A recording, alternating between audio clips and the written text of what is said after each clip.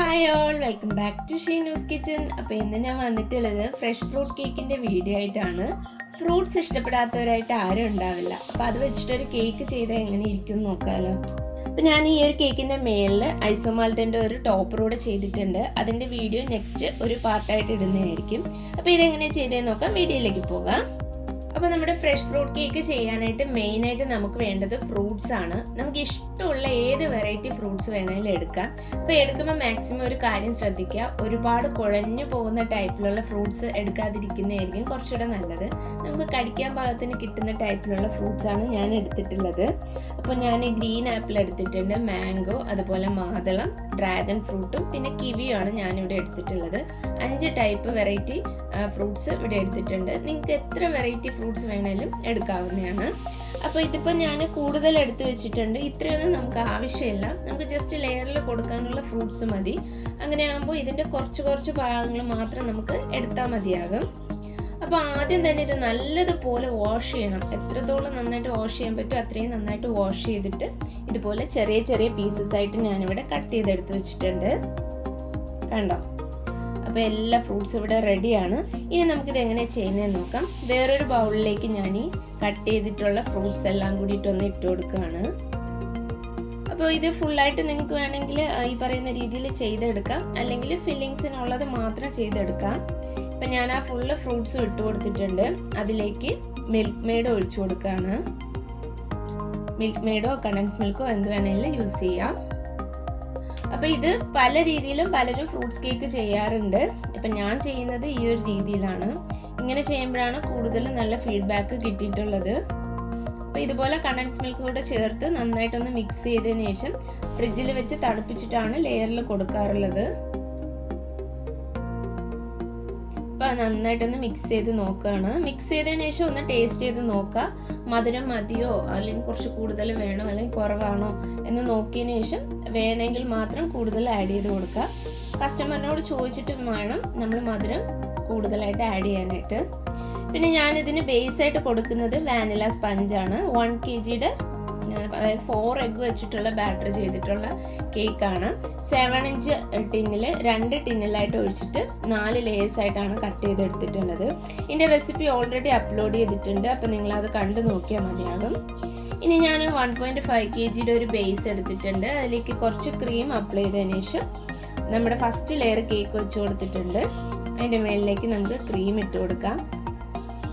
അപ്പം ഞാൻ ഏകദേശം ഒരു 1.25 കപ്പ് ക്രീം എടുത്തിട്ടുണ്ട്. ഇവിടെ 1.25 കപ്പ് ക്രീം ബീറ്റ് ചെയ്തിട്ടാണ് എടുത്തിട്ടുള്ളത്. അപ്പോൾ ക്രീം ലെവൽ ചെയ്ത് കൊടുത്തു.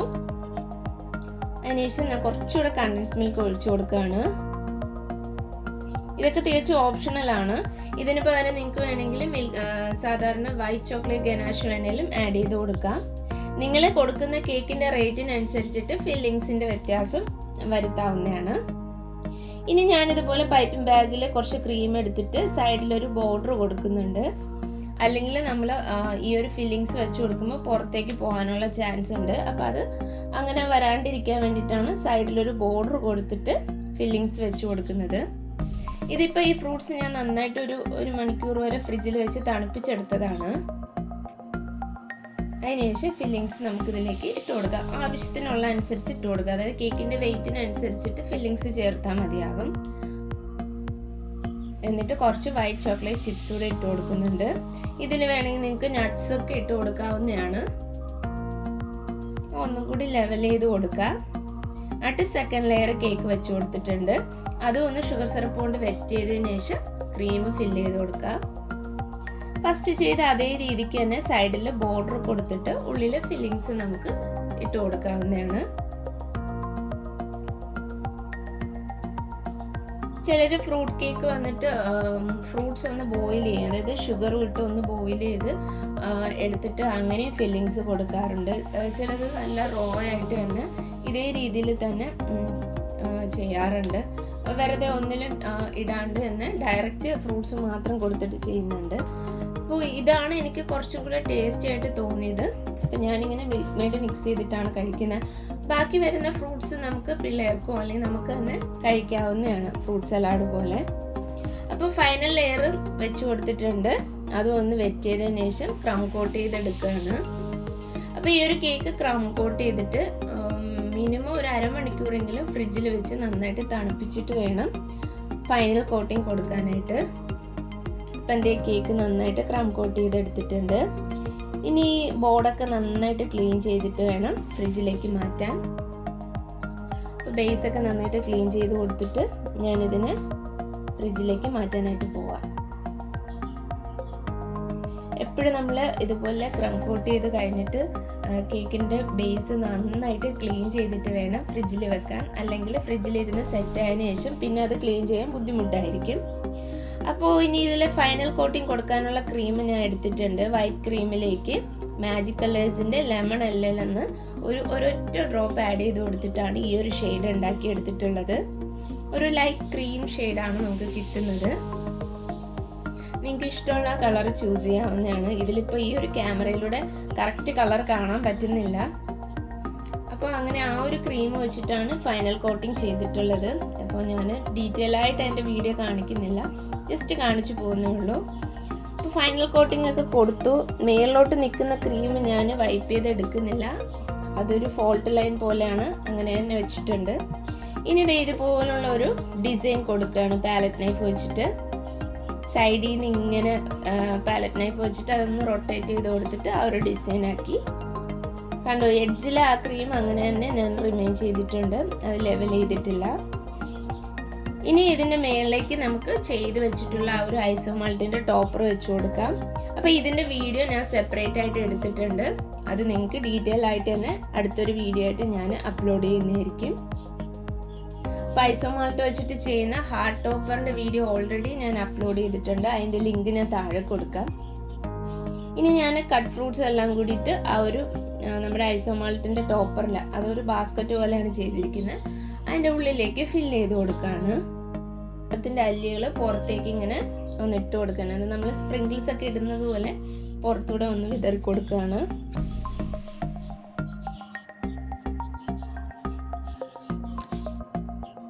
ഇനി ഇതുപോലെ സൈഡിലും ഫ്രൂട്ട്സ് വെച്ചിട്ട് ഒന്ന് ഡെക്കറേറ്റ് ചെയ്ത് കൊടുക്കുകയാണ്. ഡെക്കറേഷനൊക്കെ നിങ്ങളുടെ ഐഡിയക്ക് അനുസരിച്ച് മാറ്റി ചെയ്യാവുന്നതാണ്. ഇതിപ്പോൾ എൻ്റെ മനസ്സിൽ തോന്നിയ ഒരു രീതിയിലാണ് ഞാൻ ചെയ്തിട്ടുള്ളത്. അതുപോലെ മാംഗോയും ആപ്പിളും ഒക്കെ ഇതുപോലെ നീളത്തിന് കട്ട് ചെയ്തിട്ട് സൈഡിൽ ഇങ്ങനെ വെച്ച് കൊടുക്കുന്നുണ്ട്. അപ്പോൾ ഫ്രൂട്ട്സ് ഒക്കെ വെച്ച് കഴിഞ്ഞു. ഇനി ഞാൻ ഇതുപോലുള്ള വൈറ്റ് ജിപ്സം ഫ്ലവർ ഉണ്ടല്ലോ, അതെൻ്റെ കയ്യിൽ ഉണ്ടായിരുന്നു വേറൊരു കേക്കിന് വേണ്ടിയിട്ട്. അപ്പോൾ അതും കൂടിയിട്ടൊന്ന് വെച്ച് കൊടുക്കാമെന്ന് വിചാരിച്ചിട്ട് അതൊരു പാറ്റേണിൽ ഇങ്ങനെ വെച്ച് കൊടുക്കുകയാണ്. അപ്പോൾ ഫ്രഷ് ഫ്ലവേഴ്സ് എടുക്കുമ്പോഴത്തേന് എപ്പോഴും നല്ലതുപോലെ വാഷ് ചെയ്തിട്ട് വേണം എടുക്കാനായിട്ട്. പറ്റുകയാണെങ്കിൽ ഇതുപോലുള്ള ചെറിയ ഫ്ലവേഴ്സ് ആണെങ്കിലും നമ്മൾ ക്ലിംഗ് റാപ്പ് ചെയ്ത് കൊടുത്താൽ അത്രയും നല്ലതായിരിക്കും. ഇനി ഞാൻ ഗോൾഡൻ ലീഫ് ഉണ്ടല്ലോ, ഗോൾഡൻ ലീഫ് ഇതുപോലെ ഫ്രൂട്ട്സിൻ്റെ മേളിൽ ഇടയ്ക്കിടയ്ക്ക് വെച്ച് കൊടുക്കുന്നുണ്ട്. അതുപോലെ കേക്കിലേക്ക് വെച്ച് കൊടുക്കുന്നുണ്ട്. അപ്പോൾ കുറച്ചുകൂടെ കാണുമ്പോൾ നല്ലൊരു ഭംഗിയായിരിക്കും. ഇതിപ്പോൾ ലൈറ്റിൻ്റെ പ്രോബ്ലം ഉള്ളതുകൊണ്ട് കറക്റ്റ് ആ ഒരു കളർ നിങ്ങൾക്ക് കാണാനായിട്ട് പറ്റുന്നില്ല. അപ്പോൾ നമ്മുടെ കേക്ക് ഇത് ഇവിടെ റെഡി ആയിട്ടുണ്ട്. വളരെ ഈസി ആയിട്ട് എല്ലാവർക്കും ചെയ്യാൻ പറ്റുന്ന ഒരു കേക്കാണിത്. അപ്പോൾ ഇന്നത്തെ ഈ ഒരു വീഡിയോ നിങ്ങൾക്ക് എല്ലാവർക്കും ഇഷ്ടമായെന്ന് വിശ്വസിക്കുന്നു. ഇഷ്ടമായ ലൈക്ക് ചെയ്യാനും ഷെയർ ചെയ്യാനും അതുപോലെ ചാനൽ സബ്സ്ക്രൈബ് ചെയ്യാനും മറക്കരുത്. നെക്സ്റ്റ് നല്ലൊരു വീഡിയോ ആയിട്ട് വരുന്നവരേക്കും എല്ലാവർക്കും bye bye. Thank you for watching Sheenu's kitchen.